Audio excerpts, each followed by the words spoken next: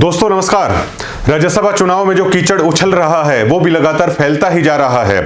आपने कल देखा होगा पूरे दिन सियासी ड्रामा है चलता रहा। सुबह जिसकी शुरुआत हुई थी और अंत भी बीके हरिप्रसाद ने जो प्रेस कॉन्फ्रेंस की थी, मीडिया को जो जानकारी दी थी, उससे ही उसका अंत हुआ है। दोस्तों कल क्या कुछ महत्वपूर्ण हुआ उसमें सबसे पहले गोकुल सेतिया हैं और जो मंजू चौधरी हैं, नागल चौधरी से कांग्रेस की विधायक, ये वही विधायक हैं जो राव इंद्रजीत की डिनर डिप्लोमेसी में शामिल हुई थी कांग्रेस की विधायक होते हुए भी। दोस्तों ये दोनों वहां पर धरने पर बैठते हैं, उसके बाद है भूपेंद्र सिंह हुड्डा वहां पर जाते हैं, इन दोनों को उठाते हैं। दोस्तों अब सबसे बड़ा सवाल ये खड़ा होता है कि अगर उन्हें धरने पर बैठना ही था तो इतनी जल्दबाजी क्या थी जो वो उठकर चले गए, और जब अगर भूपेंद्र सिंह हुड्डा को उन्हें उठाना ही था तो उनको धरने पर बैठने ही क्यों दिया गया है। दोस्तों लेकिन ये हरियाणा की जनता का मनोरंजन कराने में ये पॉलिटिकल करेक्टर कोई कसर है वो नहीं छोड़ रहे हैं। दोस्तों उसके बाद बीके हरिप्रसाद ने 4 गद्दारों का नाम है उजागर किया है। दोस्तों और एक नाम छोड़ दिया गया, ये भी सबसे बड़ा सवाल है वो खड़ा हो रहा है। दोस्तों इस मुद्दे पर भी बात करेंगे।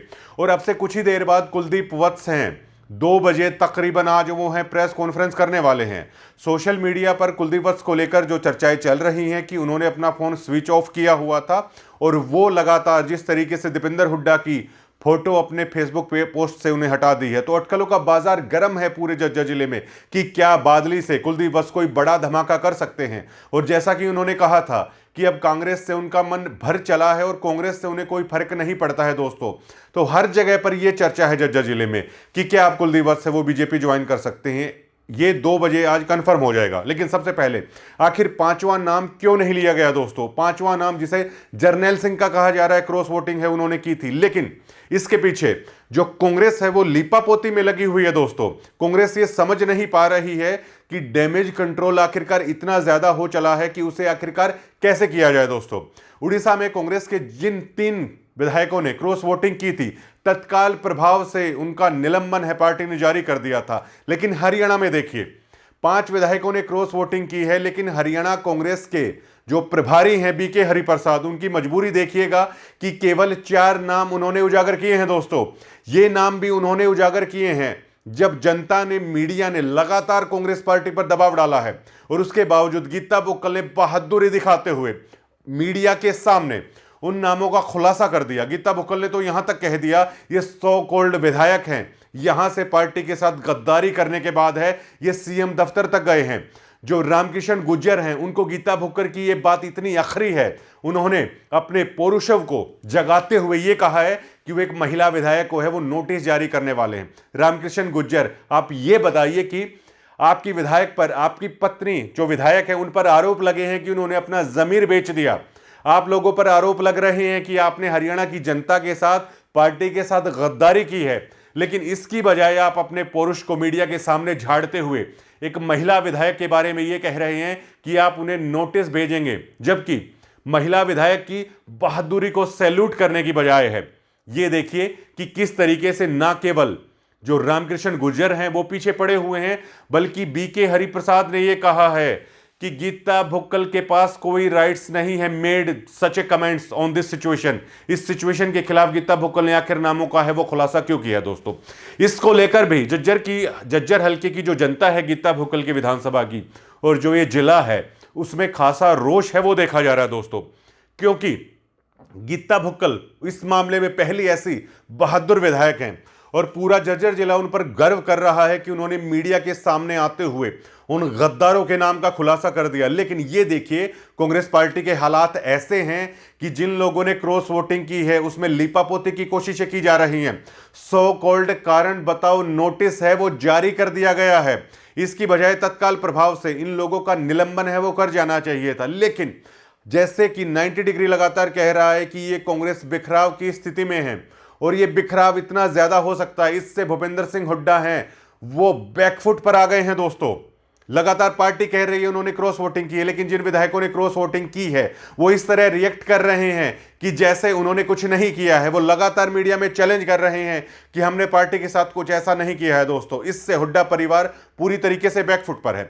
5वां नाम जो जर्नैल सिंह का बताया जा रहा है उसके पीछे पार्टी का मकसद ये है कि पंजाब में आम चुनाव होने वाले हैं और पार्टी जो कि जर्नैल सिंह है सरदार और पार्टी का दलित चेहरा है, तो पार्टी कोई जोखिम मोल है वो नहीं लेना चाहती है दोस्तों।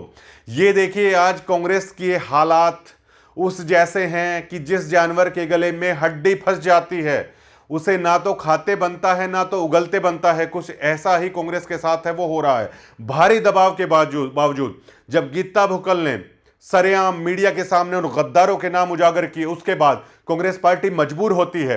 वरना भूपेंद्र सिंह हुड्डा लगातार दबाव के बावजूद भी ये कह रहे थे कि मैं पार्टी अनुशासन से बंधा हूं, मैं उन लोगों के नाम उजागर नहीं कर सकता है। दोस्तों, क्या गद्दारों का नाम उजागर ना करना कांग्रेस पार्टी का अनुशासन कहलाता है? क्या जिन लोगों ने अपने हल्के की जनता को धोखा दिया है, क्या उनका नाम उजागर करना पार्टी अनुशासन कहता है? ये लोगों की समझ से परे हैं कि आखिर क्या भूपेंद्र सिंह हुड्डा उम्रदराज हो चले हैं जो इस तरह के बेतुके बयान है वो दे रहे हैं। पब्लिक का दबाव पड़ता है, उनके विधायकों ने, गीता भुक्कल ने पोल खोल दी है, लगातार मीडिया का दबाव पड़ता है। उसके बाद जो कांग्रेस के प्रभारी हैं बीके हरिप्रसाद, उनकी नींद टूटती है। मीडिया कॉन्फ्रेंस बुलाते हैं लेकिन उसमें भी एक बड़ा सवाल छोड़े जाते हैं कि जर्नैल सिंह का नाम आखिरकार क्यों नहीं लिया जा रहा है इस कॉन्फ्रेंस में, आखिर उन्हें क्यों बचाया जा रहा है। दोस्तों, ये देखिए, ये तो पता है कि इन विधायकों की छवि खराब हो चली है। ना केवल इन विधायकों की छवि खराब हो चली है बल्कि उन 4 लोगों की भी छवि खराब हो चली है दोस्तों, जिसमें गोकुल सेतिया का नाम आ रहा है। जैसे तैसे करके पॉलिटिकल धरने का जो ड्रामा है किया गोकुल सेतिया और मंजू चौधरी ने, उसके बावजूद भी ये बात चल रही है। ये जो दाग लगा है इनके नाम पे, शायद ही ये कभी धुलने वाला हो। परमवीर सिंह का नाम चल रहा है, जर्जर जिले में हाहाकार मचा हुआ है, कुलदीप वत्स का नाम है दोस्तों, वो चल रहा है। तो ये जो 9 लोग हैं, इनकी इमेज तो पूरी तरीके से जनता के बीच में खराब हो चली है। लेकिन कांग्रेस लगातार सीधी कार्रवाई से इसलिए बच रही है कि ये डैमेज बहुत बड़ा हो सकता है। ये 9 चेहरे नहीं बल्कि बहुत सारे ऐसे चेहरे हो सकते हैं जो इस हुड्डा परिवार को, भूपेंद्र सिंह हुड्डा को, दीपेंद्र सिंह हुड्डा को न केवल आंख दिखा सकते हैं बल्कि सीधी चुनौती है वो दिखा सकते हैं। दोस्तों, आपको याद होगा केवल 3 या 4 चाटुकार विधायक ऐसे हैं जिसे दीपेंद्र हुड्डा की ग्रीन ब्रिगेड कहा जा रहा है। चाहे 3 नंबर की टी शर्ट हो, चाहे जो हुड्डी वो लोग पहनते हैं एक जैसे कलर की हो, चाहे विधानसभा में भी वो जाते हैं एक जो कॉलेज बॉय होते हैं, जो नो सिखिए होते हैं, उनकी तरह रिएक्ट करते हैं। दोस्तों, ये स्कूल डेज में या कॉलेज डेज में मैंने और आपने भी अक्सर किया होगा कि 2 या 3 दोस्त होते हैं तो वो कहते हैं किसी भी शॉपिंग मॉल में या कपड़े की शॉप पे जाते हैं कि हम एक जैसी टी शर्ट हम पहनेंगे। तो इस तरह के जो नौ सिखिए वो विधायक हैं, कहा जा रहा है कि उनको छोड़कर हर विधायक हुड्डा परिवार की खासी खिलाफत है वो कर सकता है। इससे घबराए हुए हैं दीपेंद्र हुड्डा और भूपेंद्र हुड्डा, इसलिए धीरे धीरे इन विधायकों पर शिकंजा कसा जा रहा है दोस्तों। लेकिन एक कहावत है ना, तू डाल डाल में पात पात, ये विधायक पहले से ही तैयार हैं। और ये देखिए, वो उल्टा चोर कोतवाल को डांटे वाली कहावत हो रही है ना। मोहम्मद इलियास हैं, किस बेशर्मी के साथ ये विधायक हैं, विधानसभा के पटल पर है, अपनी बात रखते हुए दिखाई दे रहे हैं। मोहम्मद इलियास को अगर कल किसी ने देखा होगा तो विधानसभा में वो कह रहे हैं कि हमारे मेवात में कुछ नहीं हो रहा है, हमें बख्श दीजिए, कम से कम हमारे क्षेत्र का विकास है वो कीजिए। मोहम्मद इलियास साहब, आप एक बात बताइए कि आप जनता के सामने, मेवात के खुददार जनता के सामने आप ये बताइए कि कितने में आपने अपना ज़मीर बेचा, कितने में आपने अपना ईमान बेचा है दोस्तों। और मोहम्मद इजराइल ये कह रहे हैं कि गद्दारी उनके खून में नहीं है। तो क्या कोई घोस्ट मोहम्मद इजराइल के नाम पर वहां पर क्रॉस वोटिंग करके गया है दोस्तों?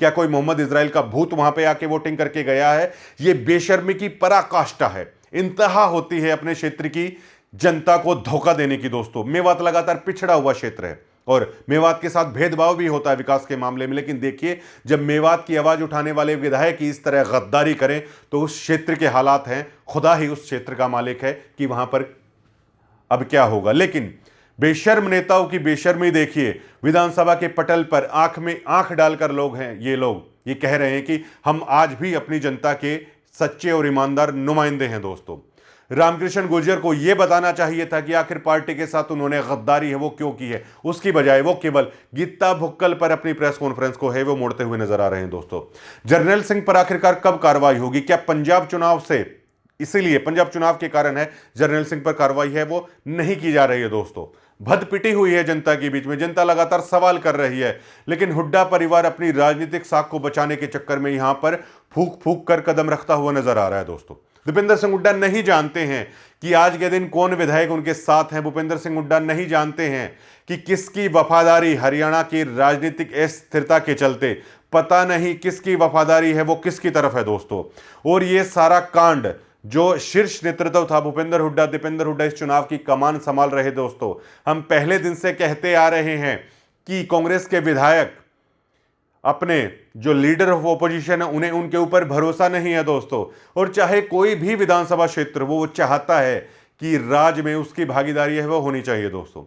बेशक से ये शर्तिया है कि उपचुनाव होने वाले हैं, चाहे वो बादली विधानसभा हो, चाहे वो नारायणगढ़ हो, कई सीट हैं जहां पर ये विधानसभा चुनाव है वो होने वाले हैं दोस्तों।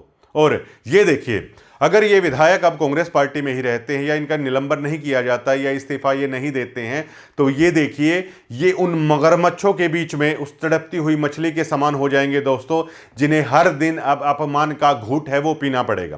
कांग्रेस का टैग उनसे छीन लिया जाएगा।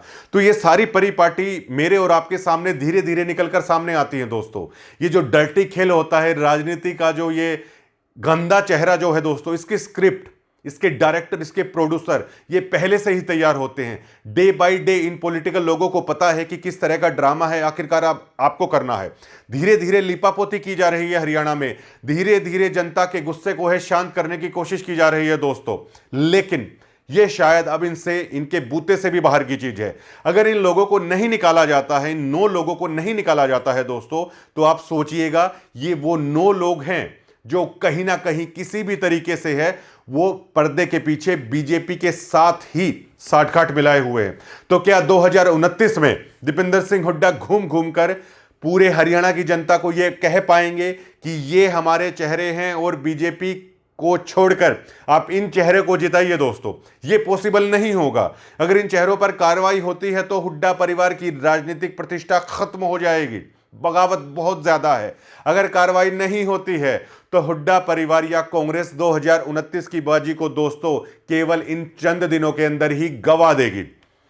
आप लिखवा के ले लीजिए, 2029 के चुनाव में अगर इन 9 चेहरों पर कार्रवाई नहीं होती, और कांग्रेस के अंदर ये विधायक भी कह रहे हैं कि ये 9 चेहरे गद्दार हैं, इन्हें निकालिए पार्टी से, अगर इन्हें नहीं निकाला जाता है तो आज आप दस्तखत करवा के लिख लीजिए हरियाणा की जनता के, 2029 के चुनाव में कांग्रेस कहीं भी बीजेपी के सामने है वो नहीं ठहर पाएगी दोस्तों। ऊपर से इन नलों का उदय अलग से हो रहा है, तो ना खाते बन रहा है ना बाहर निकालते बन रहा है, इस स्थिति में है।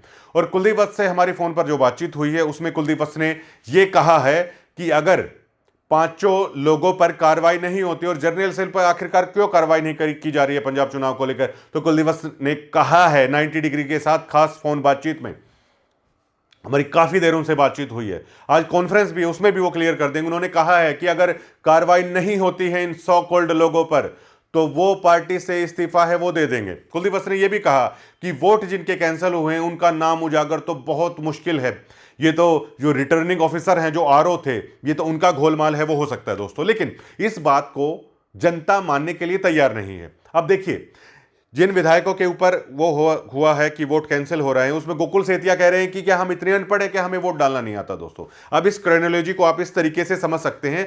विनेश फोगाट तो रेसलर हैं और हरियाणा में कहा जाता है कि पहलवानों में ज्यादा दिमाग नहीं होता, वैसे ये सच्चाई नहीं है लेकिन कहा जाता है दोस्तों। अब ये देखिए, विनेश फोगाट तक को ये पता है कि राज्यसभा की वोट है आखिरकार कैसे डाली जाती है। विनेश फोगाट ने वोट सही तरीके से डाल दिया। तो क्या जिन विधायकों का वोट कैंसिल हुआ है उनको ये तक नहीं पता है कि वोट आखिरकार कैसे की जाती है दोस्तों? प्रत्यक्ष या अप्रत्यक्ष रूप से गीता बुक्कल कह चली हैं, अन्य विधायक भी अब उनके सुर में सुर मिला रहे हैं कि ये सभी के सभी लोग हैं हमाम में बिना कपड़ों के हैं, ये सभी के सभी लोग हैं जिन्होंने पार्टी के साथ गद्दारी की है। तो ये चल रहा है ये तमाशा पूरी तरीके से दोस्तों। और अब कुलदीप वत्स 2 बजे कॉन्फ्रेंस करेंगे, उसमें दूध का दूध पानी कर देंगे, हो जाएगा। लेकिन ये देखिए कि बीके हरिप्रसाद क्या कह रहे हैं।